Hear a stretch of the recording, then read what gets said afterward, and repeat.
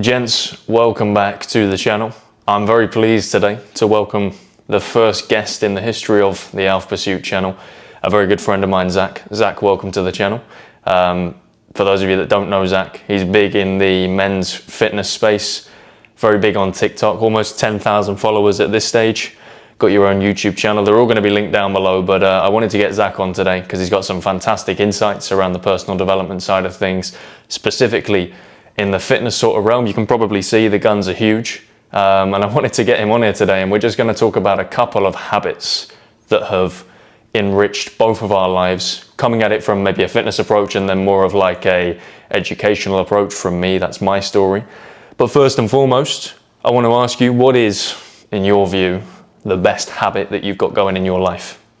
The best habit, the one I'm the most drilled in on, is definitely fitness, lifting weights, going to the gym. Going to the gym. But before I go into that, let me just say I'm absolutely honoured to be the first guest on the channel.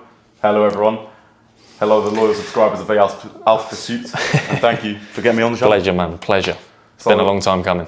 Yeah, so yeah, the main habit I'm the most drilled in on, definitely lifting weights. I've been doing it since lockdown. That's when I really found the passion. And you know, the reason I love it is because everything you put in, you get out. So every time you go to the gym and you do those reps, you leave the gym with everything that you've done on your body. It's there for accumulation. Yeah, and it's the same in the kitchen. You know, if you're eating that burger, you're gonna feel it there. If you're eating that broccoli, you're gonna feel it there. There's foods that will increase your test, like eggs, asparagus. It's gonna build you muscle. Sure. So when you start going to the gym, you also start eating better. It just comes hand in hand. You just end up improving other aspects of your life when you start lifting weights. So if there's someone who really needs help on improving something in their life, I'd always recommend going to the gym, lifting weights, because it's a ripple effect. You're going to start improving in other aspects, like your healthy eating, like maybe a routine, like waking up when you want to wake up, and going to the gym at a certain time when you want to go to the gym, and then coming back and you're thinking, I've just gone to the gym, I could have a burger and chips right now. Let me just say, I still eat my fried chicken burgers, I love them, but you know that you're kind of stagnating your progress. Like if you go to the gym and you come back and eat those donuts, you've gone to the gym, well done, you've eaten the donuts, well done, you're at the level playing field again. But if you go to the gym and then you've eaten your chicken, rice and broccoli, or your fish and rice and whatever, and your asparagus, then it's just another level up. It's like that ripple effect you said. Everything else falls into place once you put yourself in that gym environment. Like when you go home from a good gym session, you kind of feel bad about eating a pack of Doritos, sort of regressing back to where you were before the workout. It's like you want to exceed after your workout. You've done a really good thing, you're feeling really strong, you're feeling really pumped, you know that you've just furthered probably your lifespan in some small percentile. The last thing you want to do now is just undo all your hard work. So for you, fitness has provided like a ripple effect into other areas of your life as well. It's not just a physical thing. For me, I have a similar experience going to the gym and obviously getting into good condition, getting strong, feeling more confident about myself, but also it provided an avenue for me to become a bit more disciplined. And it also had that similar ripple effect into my life where other different areas of my life started to become a little bit more organized because I developed this discipline muscle from, you know, regularly training, from consistently showing up in the gym. But it is similar to how you said about it just aligning in different areas of your life, not just one. Yeah, I feel like going to the gym, it's like you're building the foundation of your life. Once you've gone to the gym and you're like in love with it, that's like you've built the pillars that are gonna build your house on top of, or your mansion on top of, where you've got your pillars of lifting weights, and then from there you get your healthy eating, you get your discipline, you get everything else that you want to build up on. For example, you might even find your passion and your purpose from going to the gym. Like, I have two main passions in life, football and going to the gym. And I realised I love the gym so much, why not try and make like a personal brand off it, because it's something I'm very into, something I know how to do. So it really made me feel like, why don't I put my passion into something I can make money from? I spoke about this recently, and it's the idea that if you enjoy something, it is far easier to work on it than if you don't enjoy something. You know, so many people are pushed into a life whereby they work in a job that they don't like, and they do it for stability and safety. They know that, you know, if they continue in that job, they're going to get a certain wage, the wage is going to arrive at a certain time, and they're going to have certain assurances about their life, but they don't really love it.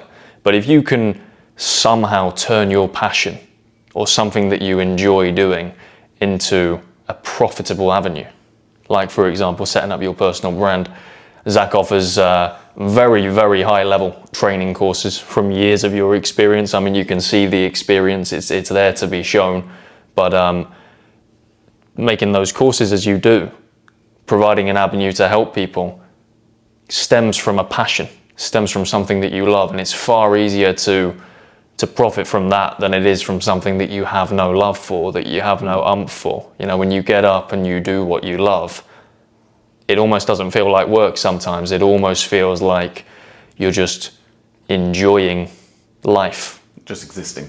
Well, exactly. There's no like, I have to get up and do this thing. You know, you get to. Yes. It's a different lens.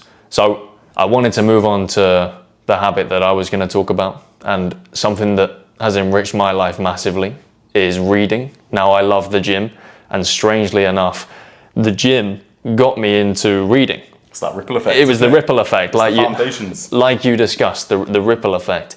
So I started going to the gym, and I started training and getting into better shape, and I started to discover a bit more of a specific direction to my self-improvement. I started to look up videos online about other areas of self-improvement. I stumbled across some Jordan Peterson lectures on YouTube. I started watching them, and then I started buying a couple of books and dabbling in it. And to me, when I was younger, education was a joke. Education was a joke. I couldn't stand school. I hated it. And I think it was because I was learning about things that I had no interest in. Yeah. But when I stumbled across self-development in that way where, you know, it was about me and it was about my interests, I loved learning, because the only person who was a beneficiary from that learning was me.